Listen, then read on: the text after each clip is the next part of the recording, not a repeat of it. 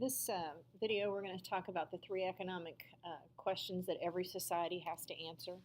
So the three basic economic questions, the first one is what to produce. And we're going to do a little review.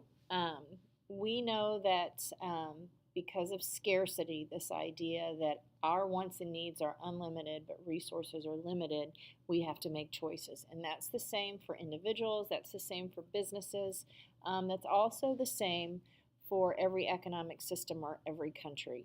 And so a country needs to look at what are the resources that we have available to us. Obviously, if you live in a country that has very poor farm ground, you're not going to choose to be a farming nation. We've done our trade unit, and you should know that you focus on what you do with the lowest opportunity cost and produce that and then trade with everyone else. So over here, we see the Middle Eastern countries. You see oil everywhere over here. So that's what they do. They focus on producing products that they can produce at the lowest opportunity cost. This is desert. These people don't farm.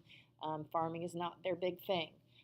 You go to a country that's very rich in farm ground but has few resources like coal or oil. So what do? They focus on producing things that they produce at the lowest opportunity cost. In this case, if you have very good farmland, you're going to farm and then you'll trade for other things. And so you have to look at what resources do we have available to us before we decide what we're going to produce. So that's the first question a society has to ask or answer. What are we going to produce? The next question we have to decide is how are we going to produce it? There are some countries that are very rich in capital resources. They have great technology and they're going to do it with machines and tools, be as efficient as they possibly can. In other countries, they have billions of people available who work for virtually nothing, and they don't have any protection laws protecting their children or anything like that. So you will have very high labor-intensive jobs there. So they do it with lots and lots of cheap labor. So once again, you have to ask yourself, what are we going to produce because we realize there's scarcity and we want to use our resources as efficiently as we possibly can?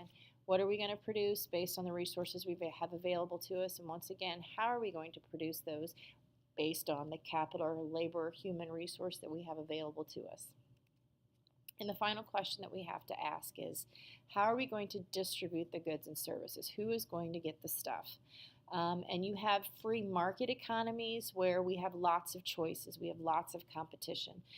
Sometimes at the grocery store, as far as I'm concerned, it's overwhelming. I wish I didn't have so many choices. So in a free market economy, competition is extremely important. Innovation is important. Growth is important.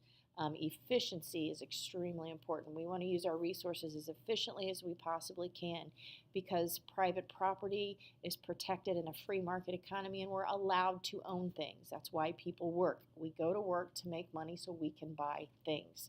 Our pictures down at the bottom are the former Soviet Union. These are people waiting in bread lines. In the former Soviet Union, you can't own private property.